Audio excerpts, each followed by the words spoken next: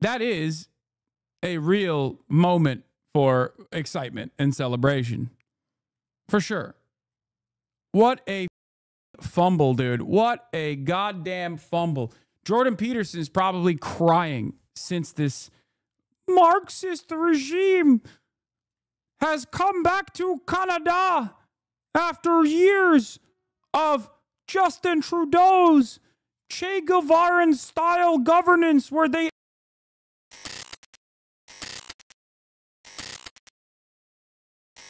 Let's talk about Canada, our communist neighbors to the north. Some might say it's America's hat. I say it's Marx Carney's time. That's right.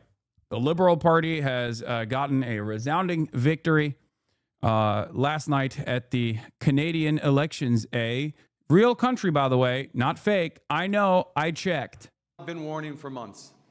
America wants our land, our resources, our water, our country. Never. But these are not idle threats. President Trump is trying to break us so that America can own us. That will never ever happen. We are once again at one of those hinge moments of history. Our old relationship with the United States, a relationship based on steadily increasing integration, the system of open global trade anchored by the United States, a system that Canada has relied on since the Second World War, a system that, while not perfect, has helped deliver prosperity for a country for decades, is over. These are tragedies, but it's also our new reality. We are over the shock of the American betrayal. How are the markets not crashing? Does this whole financial system just run on hopium? Yes. Yes. No, literally. Like it's just vibes. It's all vibes based. And it's not even like an accurate assessment of the vibes. They just want to feel like it's good, and that's it. But we should never forget the lessons. But you're going to take us forward. We have to look out for ourselves. And above all, we have to take care of each other. Did this guy do blackface too? Unfortunately, he did not, which is why he's unqualified. He wants you to come on the pod Friday. He just posted that dog shit article. Hell yeah. I'm down. I'm going to be live on my end for the record. But I'm down. I guess he's talking to Sam Cedar then, huh? And my message to every Canadian is this. No matter where you live, no matter what language you speak, no matter how you voted, I will always do my best to represent everyone who calls Canada home. Breaking overnight this stunning political comeback thanks to and at the expense of President Trump. Canada's Liberal Party, led by Prime Minister Mark Carney, declared victory overnight despite being really left for dead. Why do you hate Canada so much? I get it, but like we have nowhere to look for any news though. Someone being a dick about it. Wait, what? I don't hate Canada. What the f wrong with you? If anything, I'm just jealous. But I am annoyed by the same fawning pieces that were written in 2016? Like whenever Trudeau popped off, like all of the Trudeau was seen as like as a counter to Donald Trump, and it was in the aftermath. In 2015, yes, there was a lot of fawning pieces, but in the aftermath of the Trump victory, those pieces elevated, okay? People were going crazy over Justin Trudeau and talking about how he is like a perfect, I even entertained it, how he was such a perfect counter to the madness that Trump presented. And I feel like that is what's going on again. That's what's happening right now. People are just like jumping on the Carney train pretty hard. And I mean, he is objectively better than PP, right? Like that's not even a question. He's objectively better than PP. I mean, that's not even a question. Like PP sucks. Pierre Polar Bear. So we shall see. You know, I'm never going to jump on board with I'm never going to jump on board with W to be like, it's over. This is such a major victory, in the same way that, like, regardless of my assessment of Kamala's chances, like, I wasn't excited. I gave an interview to Newsweek in the lead up to the election where I talked about how even if Donald Trump loses and Kamala Harris wins, like, I am not excited about the future of America, because Donald Trump has been able to successfully rebuild American politics in his vision, right? And that it's just the same principle here with Carney. Not to, like, yuck your yum, Canadians. Like, you got a stay of execution, right? You got a stay of execution, and you should celebrate PP losing his seat. You should celebrate the conservatives taking an L, especially because a couple months ago, Justin Trudeau was so unpopular. Justin Trudeau was so goddamn unpopular that it looked like conservatives were going to win, right? And then Donald Trump came out and saved your country. Saved your country by being a repulsive little freak that kept entertaining the notion of permanent military annexation of Canada, which was insane. And then the Liberals did the right thing, and they got Justin out, and they put this dude in his stead. And very quickly, there was a massive jump in the polls. Like, it was insane. Having said that, I'm not going to, I understand the excitement, right? This is your moment to celebrate for sure. But, if you think that this is going to lead to like a Canadian socialist project, like, it's not going to happen. Several months ago, but then Donald Trump took office, targeted Canada with tariffs, and threatened to annex it as the 51st state. America.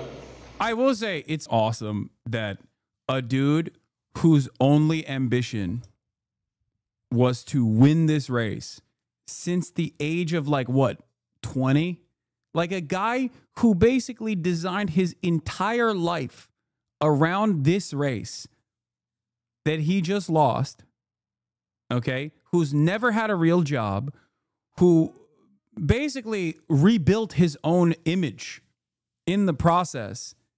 A guy who has only been a politician for this purpose got his shit pushed in crazy style as a direct consequence of Donald Trump and his associations with Donald Trump. I'm sorry. That is spectacular, okay? That is amazing. And now he's unemployed. That is a real moment for excitement and celebration. For sure. What a fumble, dude. What a goddamn fumble.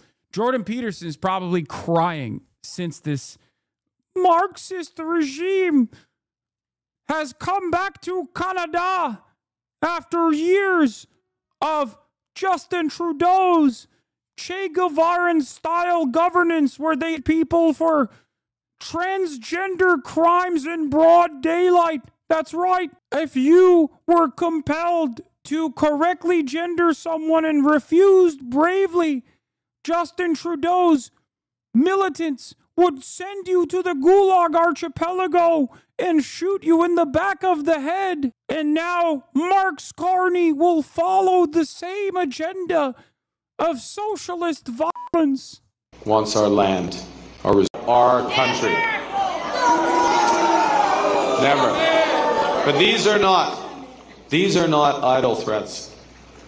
President Trump is trying to break us so that America can own us. Pierre PP went from fully guaranteed to be prime minister to losing his own fucking seat. Insane turnaround. Excellent. Excellent turnaround. You will never catch me not celebrating a fucking conservative dickhead taking the fattest L of all time. Okay? That is something that I will always be on board with. I will always celebrate that. I'm petty as fuck. I don't give a shit. That will never, ever happen. That was the main campaign issue, and this is what Donald Trump has said about Canada over the last several months. And we can't let them take advantage of the U.S. What I'd like to see, Canada become our 51st state. Canada only works as a state. It doesn't. We don't need anything they have. If you look at a map, they drew an artificial line right through it between Canada and the U.S. If we make it in the United States, we don't need it to be made in Canada. We'll have the jobs. That's why Canada should be our 51st state. So when I say they should be a state, I mean that. I really mean that. Because we can't be expected to carry a country. I do like the OCAN. Borders are scars against the face of the earth. All borders require the violence of their maintenance. Folks, we must abolish borders. No gods, no masters, and no more borders. Folks, believe me, have you read this book? They're calling it the bread book. They're saying there's no end to exploitation until full appropriation. We must take over all of the lands that are owned in the hands of private capital. No more enclosures. Kropotkin. Oh, it's amazing. He endorsed himself the day of the election. Good luck to the great people of Canada. Elect the man who has the strength and wisdom to cut your taxes in half, increase your military power for free to the highest level in the world, have your car, steel, aluminum, lumber, energy, and other businesses quadruple in size with zero tariffs or taxes. If Canada becomes... You know, Trudeau virtue signaled to a degree that was If Canada becomes the cherished 51st state of the United States of America, no more artificially drawn line from many years ago. Look how beautiful this landmass would be. Free access with no border, all positives with no negatives. It was meant to be. America can no longer subsidize Canada with the hundreds of billions of dollars a year that we have been spending in the past. It makes no sense unless Canada is a state. Pierre Poilievre on January 1st, 2025. RIP Canada. Liberal accomplishments, worst housing affordability ever, skyrocketing national debt, rampant inflation, homelessness in 10 cities, violent crime rates soaring. Hell yeah, baby. That's right. The Liberal Party is going to continue making every Canadian homeless. I've heard they have a specific policy of only giving free housing to the Indian migrants. And the way that they're doing it is they're going to white people's homes in Canada. If you're like a red-blooded white patriot Canadian who has conservative leanings and associations, they come to your house with guns and they say, you're homeless now, eh? You're homeless now, eh? And then they make sure that you live in the streets, okay? No more bootstraps for you so that an Indian family can take over your house. That's what I've heard. This is Jordan Peterson's face when he finds out he's about to be evicted to become homeless so that an Indian family can live in his home. virtually impossible as he impoverished Canada. Is that true? Yeah. Yeah. If you've ever said two genders, if you've ever accidentally misgendered a trans person, if you've ever accidentally misgendered a trans person, even if you apologize immediately after and it was a total accident, it doesn't matter. You're instantly getting evicted from your home by the Mounties. Yeah, it's actually so much worse. The Indian family is also trans. Yes. Canada, right? It's a beautiful thing. I think we're going to have to keep it for the 51st state. I call him Governor Trudeau. It's quite literally like all of this stuff is directly the reason why Mark Scarney won. Oh my God. I keep saying Mark Scarney. It's going to stick. It's like when I said Keir Stalin. Keir Stalin, Mark Scarney. That's right. Karl Marx Scarney. Mark Scarney. That's right. More like Mark Scarney. Folks, it's happening. Canada is becoming a part of the CCP. That's right. They are Chicom. Right. How decisive was President Trump in the Canadian election? Hey, our friend John Fayar. Thank you for the raid. Hope you had a good stream. It's Moldovan Mama Liga time. You literally have to admit each province is an individual state and the territories is like their own separate state to even have a mechanism of acceding short of annexation, which would turn the entirety of Canada into the FLN. To be honest, dude, the fucking Quebecers would lose their shit if they were under double occupation. Can you imagine? They were like, the Anglophone Canadians have harmed us our whole lives. Now there's an even worse threat out there. Anglophone Americans.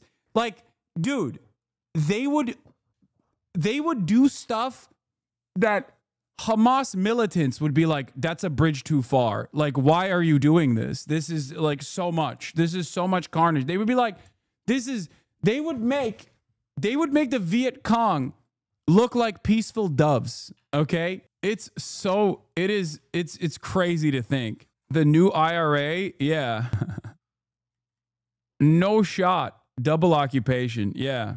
As you guys know, Denis Villeneuve is the reason why I am a Quebec separatist. And for that reason, as a Quebec separatist, I am in favor of the Quebec resistance movement doing whatever they must to deny America occupation. Okay. All of a sudden, Quebecers actually do become the Maoist third worldists in this process. Okay. All of a sudden, they are hailed as the liberators. Jonathan Martin at Politico heard from Republican Congressman Don Bacon overnight. Yes, Republican Congressman. Bacon told him, quote, the Liberals in Canada were losing big until our president kept mocking Canadians, our neighbors and close friends. He made Canadian Liberals great again. Let's get right to CNN's Paula Newton in Ottawa for this really election stunner. 4 months ago, no one would have predicted this. And good morning, John. In fact, Donald Trump's first 100 days consequential here in Canada.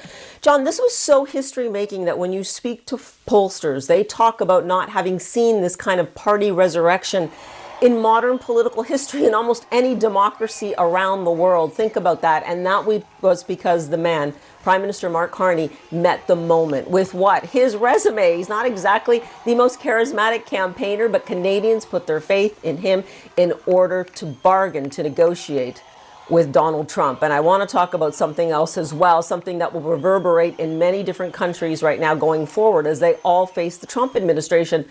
Mark Carney harnessed that anger, that betrayal that Canadians felt every time the president spoke about a 51st state or Governor Trudeau, which of course was the man that Mark Carney took over from. He harnessed that. He stiffens spines, he talks about sacrifice, and he's getting Canadians ready for what will be a tough negotiation with the president. Listen. When I sit down with President Trump. Liberals to the north, Mexicans to the south. Trump can't imagine a worse world. Yeah, the difference is more than he hates Morena. So he likes Claudia Sheinbaum. He has said that he respects Claudia Sheinbaum on numerous occasions. I think part of that is because she plays ball, and so did AMLO with the immigration stuff. And they just basically let them do welfare state shit as a benefit, as a present, as a gift. They were like, oh, if you keep migrants inside of Mexico rather than allowing them to travel into the United States, then we'll let you do welfare in your country. We'll give you a little bit of autonomy as a treat. And he also likes Claudia because she's popular, and Trump loves popular leaders. He has no idea why a Jewish woman is president of Mexico. He's just rolling with it. Yeah, I mean, that's irrelevant. I think it's just because of her popularity, Morena's popularity, and their willingness to play ball with the Trump administration when it comes to combating immigration spillover into the United States. It will be to discuss the future economic and security relationship between two sovereign nations. And it will be with our full knowledge that we have many, many other options than the United States to build prosperity for all Canadians. Mark Carney calling this a hinge moment, right? That pivot, which he intends to execute now that he is Prime Minister. John, I want to make clear this was a close election in terms of the popular vote. Canada really splitting between the Liberals of Mark Carney and the Conservatives of Pierre Poilievre. That man did not manage to even win his seat just outside here in Ottawa. Some people called him too Trumpian, but he too, is at historic highs in the popular vote. What does all that mean? It means Canada itself, stop me when this sounds familiar, is really leaning on two-party politics. They want strong leaders to face the kind of threat that is coming from the White House. And right now, Mark Carney says he is getting ready for negotiations, using the word, again, John, of sacrifice, preparing Canadians for what's to come. John? Really could have ripple effects all around the world in terms of what Donald Trump is trying to do. Paula, great to see you this morning. Thank you very much. So let's get more on the Canadian election now from Professor Michael Keating, Emeritus Professor of Politics at the University of Aberdeen and Honorary Professor at the University of Edinburgh. Appreciate you joining us. So Canada's Liberal Party is projected to win the federal election led by Mark Carney in a stunning political comeback. Votes are still being counted, but how do you expect this to land in the end? It's not clear whether Carney will get an absolute majority, but he will certainly form the next government because he's the biggest party. They're ahead in the popular vote. If he doesn't get a majority, he'll have to seek support from the smaller parties, most likely the New Democratic Party, which is a centre-left party, which has been doing very badly, but they may pick up half a dozen seats, and that might be critical to forming the next government.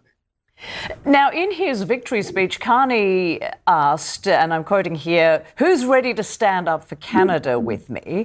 How much of this Liberal Party win was due to the Trump factor, with Donald Trump's trade war with Canada and, of course, his constant threats to make the country the 51st U.S. state? Talking to a potato, that's because Trump couldn't liberate the country. That's why. If Trump could have liberated the country, we would have had this guy on the Wonderful American Broadband, as you guys know, the Wonderful American Broadband that is famously very good. The NDP shit the bed finally. How is that a good moment, dude? I mean, they shat the bed on their own volition, from what I understand.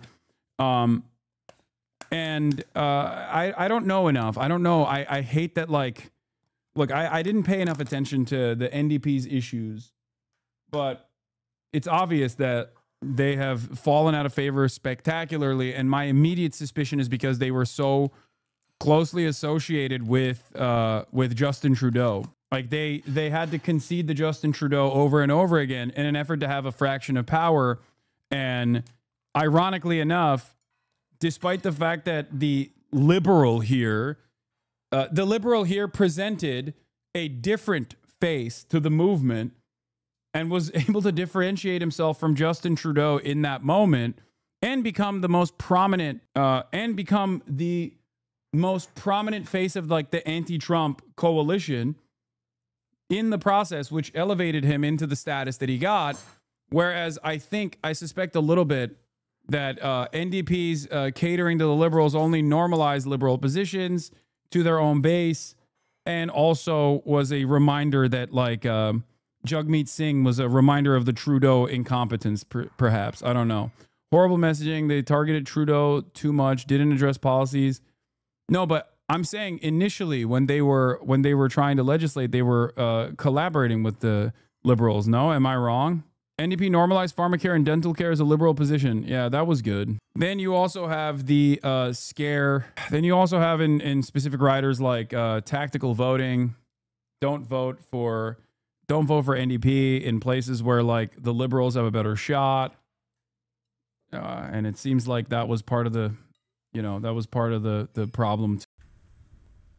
Oh, a great deal. Canadians are very proud of their independence. And they don't dislike the United States, but they're very keen to tell you that they are not Americans. They're not part of the United States. And that kind of language is going to produce a reaction. All the parties in Canada, Quebec nationalists included, had to say, no, we'll stand up for Canada. But Carney was the most effective in doing that because the Conservative leader, Pierre Poilievre, had been seen as having some affinities with Trump and quite close to Trump. So Carney was the one who is in a better position to speak in defense of Canada. It should be said, however, the Conservative vote also went up. Both parties went up. And at the expense of the small parties, I mentioned the New Democratic Party. There's a Quebec nationalist party, the Bloc Québécois, who may get some seats in Parliament as well. So a win for Carney, but not an overwhelming win. because nevertheless it's remarkable because they were 25 points behind just a few months ago. It's I've never seen such a massive turnaround in such a short period of time in any democratic system. Yes, of course. And Mark Carney is a Harvard-educated economist with a master's degree and doctorate from Oxford University. He's also a former governor of the Bank of Canada and the Bank of England. So how will he likely take on Donald Trump and his tariffs? And how will he prevent a recession in Canada? Bro. Well, that's remarkable. Canada is so fucking libtarded, by the way. Like, the idea of like, oh, we have a smart banker who's not going to fuck up the economy. It's like classic. You don't need to have just a smart banker to not do Trump, okay? But once again, not enough robust or viable alternatives. And you get Mark Carney, also known as Marks Carney, also Mr. Pro-China, apparently. So who knows? Who knows where that goes, you know? It's the smart bankers that fucked up the West, okay? It's the smart bankers that created the economic instability that led to Donald Trump.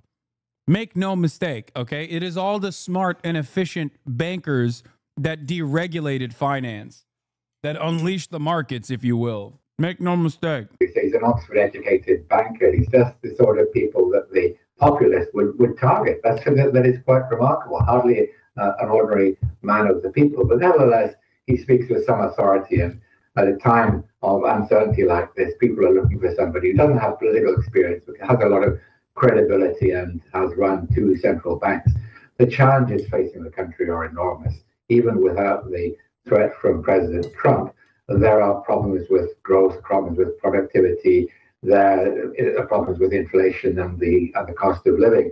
These are big problems, and Canada's dependence on energy is in some sense a strength, but it's also a weakness at a time when we're supposed to be transitioning to net to zero. As far as Trump is concerned, this is a huge challenge. Carney has certainly been able to speak up. Moron.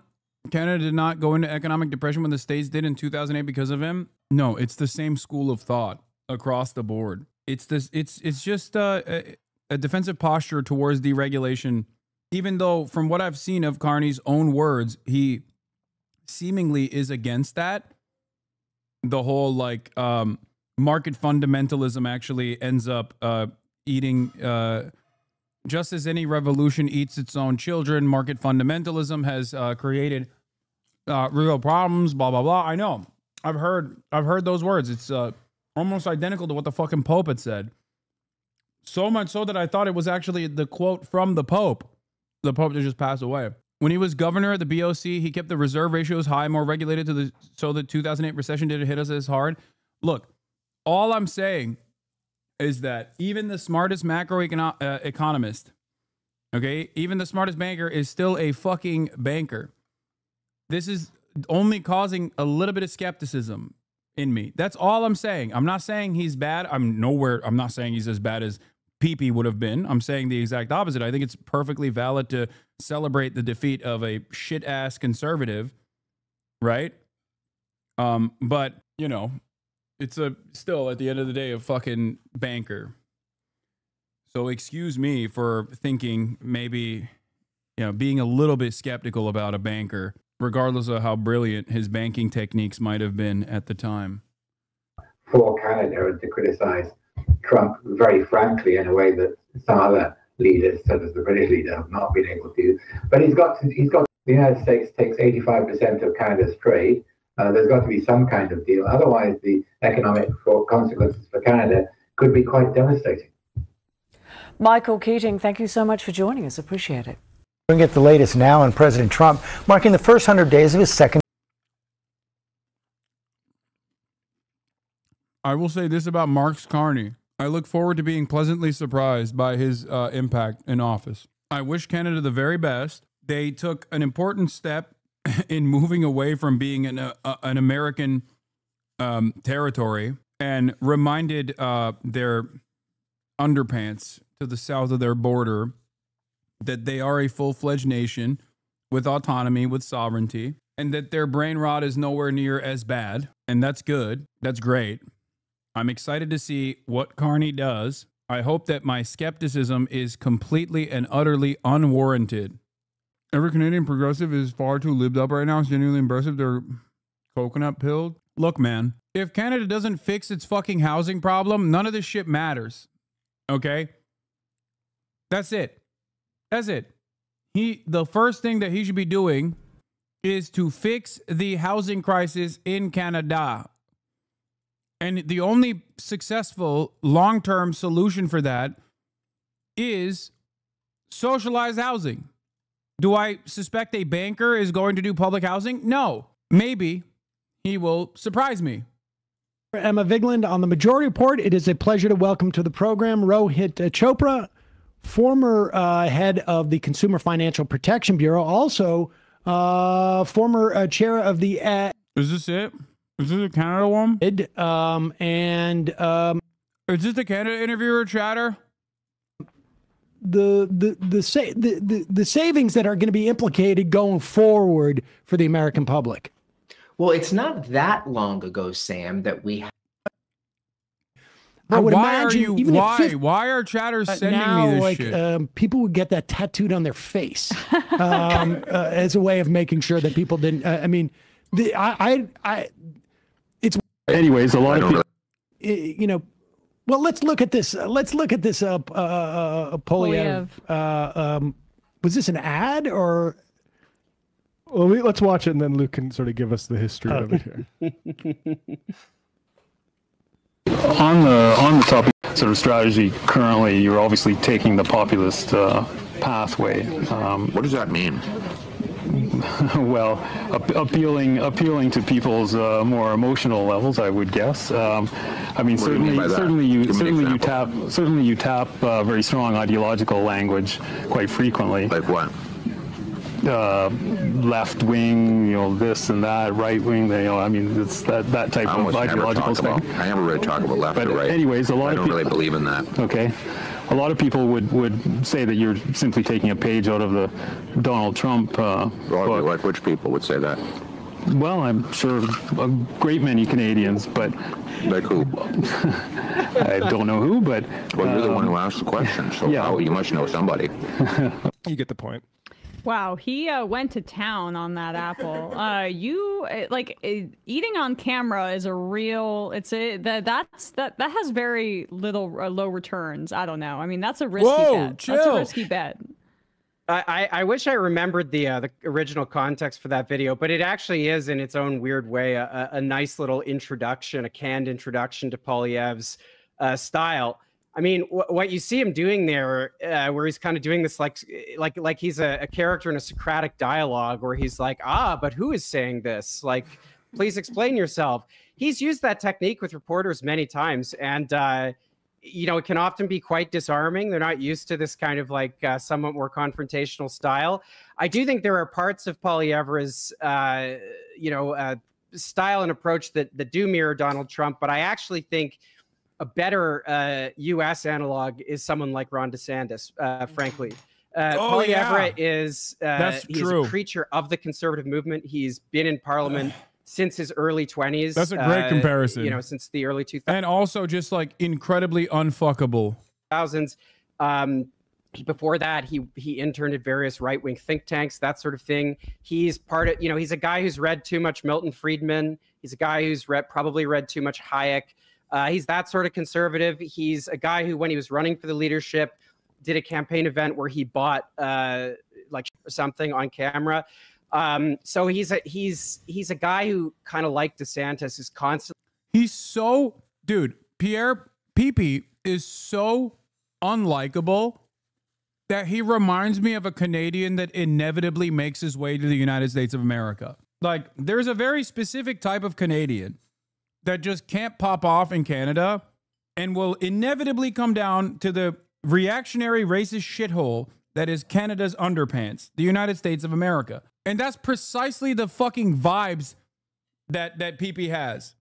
He has the vibes of a man who is going to get a media career in the US in a little bit. I hate that. Constantly feeding the online parts of the right red meat and kind of doing that as a political style. He honestly, the parts he's borrowing from Trumpism, I think, there are parts of Trump 2016, perhaps you could say he's borrowing from. He did talk about the cost of living crisis. He talked about lines at food banks, that kind of thing, which was one of the sort of quiet innovations, not to compliment Donald Trump, but of Trump 2016. You know, here was a very right-wing guy who was like at least acknowledging social pain at a time when the Democratic Party was saying America never stopped being great, et cetera. So Poilievre is very weird. I mean, that and so much else of, if he appears on video, it kind of looks like it's like Tim and Eric or something. It's like almost satirical. I hate that. His videos, he does crazy numbers on YouTube. And so if you're not the kind of person for whom you find this weird or this makes your skin crawl, Poilievre, he's got a certain appeal, clearly. I mean, over 40% of the electorate cast a vote for his party last night. So I really resent the stolen, the Apple stole there, where he's like trying to get credit for eating an apple. That's your thing. That we have to recut that video. That I take personally on some level. But let's play this clip of Carney's I guess election night victory speech. As I've been warned, and specifically, I mean, this is. I mean, I guess it's harder for us to understand in the context of America as like, the classic we sneeze and other people catch a cold type of situation. But it's pretty clear what he felt like, was part of his mandate. And so I just want to talk about like this aspect going forward. And also, if it is the case that the Liberals don't win the majority in the parliament, what does that mean in terms of NDP and the other smaller left-wing parties? But as I've been warning for months, America wants our land, our resources, our water, our country. Never. But these are not idle threats. President Trump is trying to break us so that America can own us. That will never, ever happen. We are once again at one of those hinge moments of history. Our old relationship with the United States, a relationship based on steadily increasing integration, is over. The system of open global trade, anchored by the United States, a system that Canada has relied on since the Second World War, a system that, while not perfect, has helped deliver This is the reason why this shit fucking pisses me off, like what Trump is doing. Like you got liberals who used to be skeptical of free trade arrangements in like the 90s, now celebrating a fucking banker. And yes, he's more Jerome Powell than Jamie Dimon, as one chatter was saying, but it doesn't matter because Jerome Powell wasn't always Jerome Powell. He was Jamie Dimon before he was Jerome Powell. Same with this fucking guy. Like that you got liberals and progressives like singing the praises of a dude who's like, we are going to, revitalize free trade agreements across the board. It's like, I hate that the torch against free trade have been horrible for the global South in general, with one exception, obviously, and that is China. Is now being hailed as like as a saving, hailed as something to be saved. Such a straw man. What are the options? No, I'm not saying that there's options, bro. Can I just say, guys, this is a good thing, okay? Jesus Christ, it's infinitely better than fucking.